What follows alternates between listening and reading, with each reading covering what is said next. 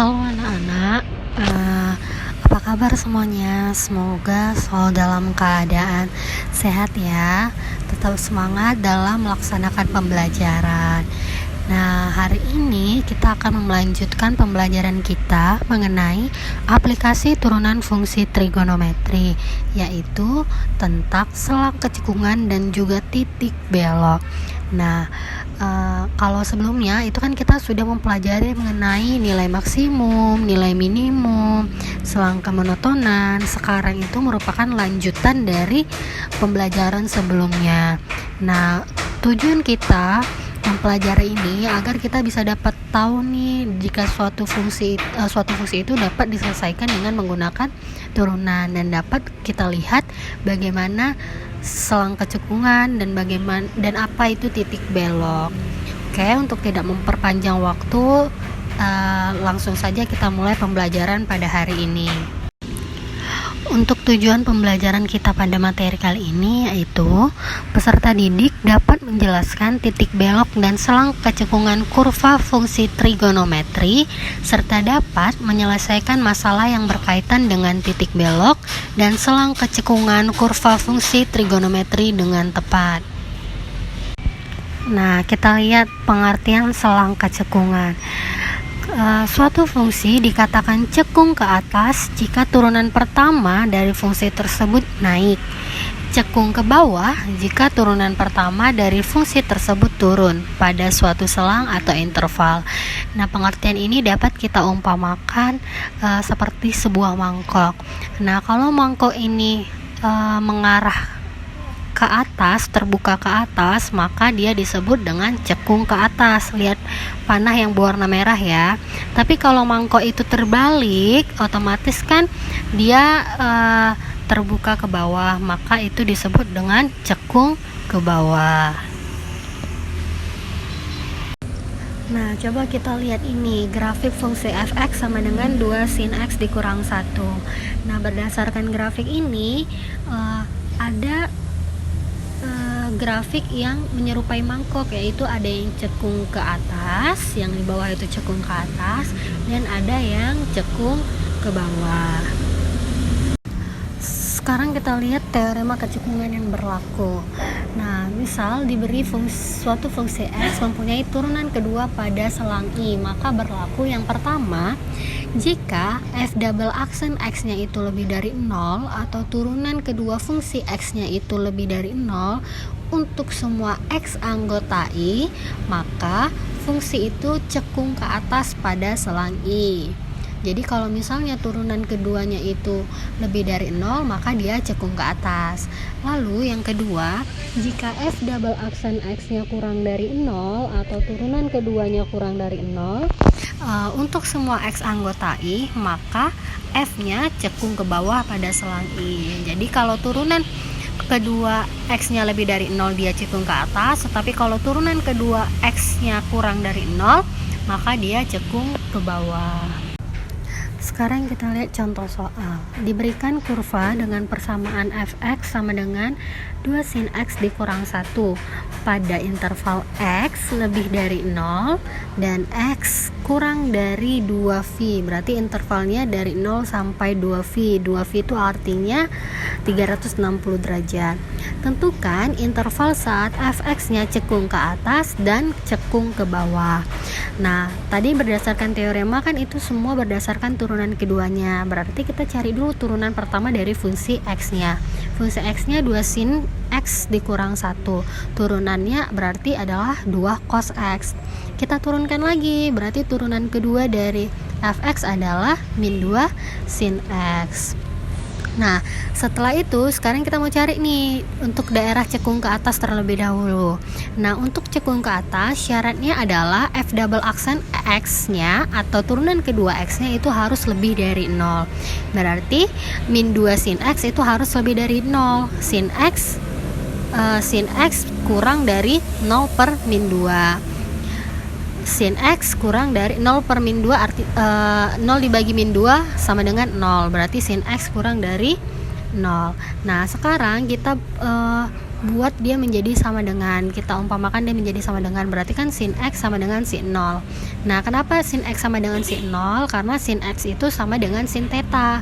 Dan untuk mencari X1 itu adalah theta ditambah K dikali 2V. Untuk mencari X2 itu adalah V dikurang theta ditambah K kali 2V. K itu merupakan anggota bilangan bulat.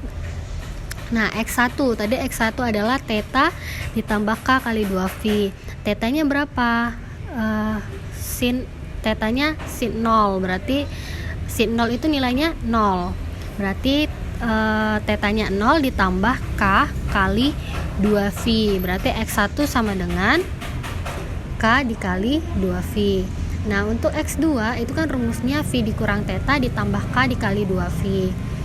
Berarti V dikurang 0 ditambah K kali 2V. X2 sama dengan V dikurang 0, jawabannya adalah V. Berarti V ditambah K kali 2V. Nah, kalau kita misalkan K-nya itu sama dengan 0, berarti X-nya sama dengan V. Berarti yang memenuhi yang mana? Yang memenuhi adalah X2. X1 tidak memenuhi. Nah, berarti dapatlah X-nya adalah V. Kita masukkan pada garis bilangan. Berarti garis bilangannya itu ada 0, V, dan 2V. Nah, kita uji dari 0 ke V, titik yang ada di antara 0 dan V itu adalah V per 2. Berarti kita masukkan sin X. X-nya kita ganti dengan V per 2. Berarti sin V per 2 sama dengan 1. Nah, 1 ini kurang atau lebih dari 0? 1 itu lebih dari 0. Nah, sekarang kita uji titik yang ada di antara V dan 2V, yaitu kita ambil titik 3V per 2. Berarti sin 3V per 2. 3V per 2 itu berarti kan 3 dikali 180 dibagi 2. Dapatlah hasilnya negatif 1. Negatif 1 kurang dari 0. Sin 3V per 2 itu ada di kuadran 3 ya, dan hasilnya itu adalah negatif. Dibuka lagi catatannya mengenai trigonometri waktu kelas 10. Lalu berarti dapat nih. Ingat, berarti untuk yang cekung ke atas itu harus lebih dari 0, ya kan? Berarti untuk daerah cekung ke atas itu yaitu dari 0 sampai V, dan cekung ke bawah itu dari V sampai 2V. Berarti kita dapat tarik kesimpulan Fx itu cekung ke atas saat X-nya lebih dari V dan X-nya kurang dari 2V, atau dari V sampai 2V. Dan untuk daerah yang cekung ke bawah itu saat X-nya lebih dari 0 dan X-nya kurang dari V. Berarti dari 0 sampai V. Nah, kita bisa dapat lihat pada contoh grafik yang ada di bawah ini, dapat kita lihat ya. Nah, di sini kita lihat dari 0 sampai 2V, karena kan tadi intervalnya dari 0 sampai 2V. Nah, berdasarkan grafik itu dapat kita peroleh dia cekung ke atas saat X-nya lebih dari V dan X-nya kurang dari 2V, yaitu dari V sampai 2V dia cekung ke atas. Nah, dia cekung ke bawah saat dari interval 0 sampai dengan V. Sekarang kita melihat pengertian dari titik belok. Apa sih titik belok itu? Nah, suatu titik dikatakan titik belok jika titik tersebut tidak sedang cekung ke atas atau ke bawah, atau saat dimana fungsi berbelok untuk mengubah kecekungan. Nah, dapat kita lihat untuk titik belok ini dapat kita tentukan dengan titik belok dari suatu fungsi fx itu yaitu P, Q, yang mana P-nya itu merupakan turunan F double aksen X-nya, atau turunan kedua X-nya itu harus sama dengan 0, maka X-nya itu sebagai P.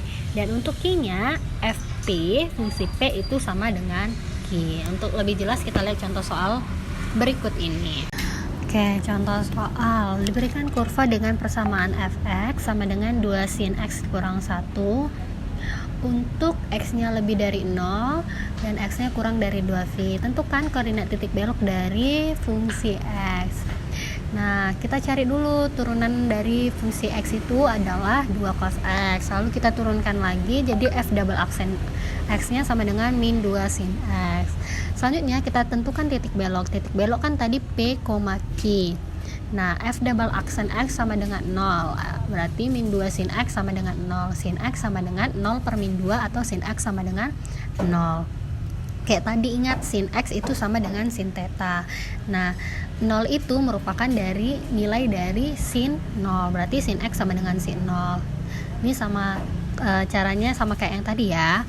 Berarti X1-nya tidak memenuhi dan dapatlah X2-nya itu V. Ingat, kalau misalnya pada titik belok turunan kedua atau F double aksen X sama dengan 0, maka X-nya merupakan nilai P. Berarti dapatlah P-nya adalah V. Nah, kita substitusikan X sama dengan V. Berarti X sama dengan V kita substitusikan ke nilai fungsinya. Berarti 2 sin X, X-nya diganti dengan V, berarti 2 sin V dikurang 1. 2 dikali sin V kurang 1, berarti 0 kurang 1, dapatlah nilainya negatif 1. Nah, negatif 1 merupakan nilai dari Q, sehingga diperolehlah titik beloknya V, min 1.